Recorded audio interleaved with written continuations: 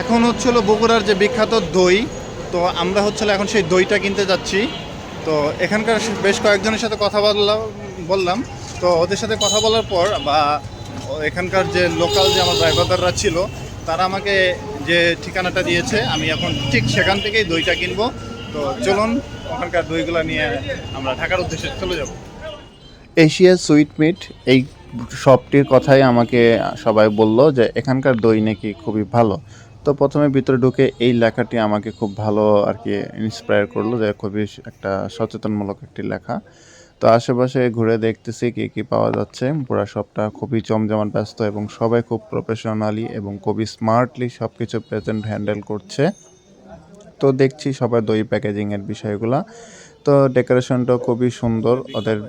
হঠাৎ করে চলে গেল আমার চোখটি ওদের মূল্য তালিকার দিকে। এই এখানে সব মূল্য তালিকা দেওয়া আছে। তো সবাই সবার পছন্দ মতো যে যার লাগে তাই নিয়ে নিচ্ছে।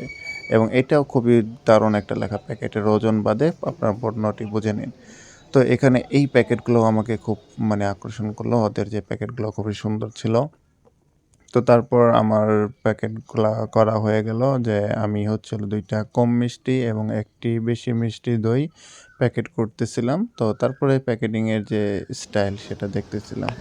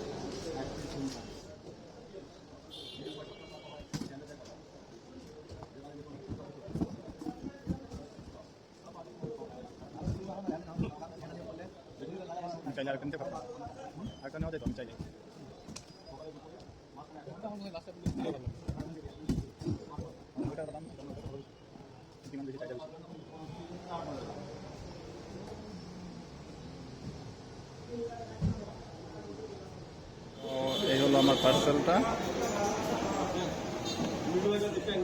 এখন পার্সেল করা শেষ। ফাইনালি দইটা নিয়ে নিলাম।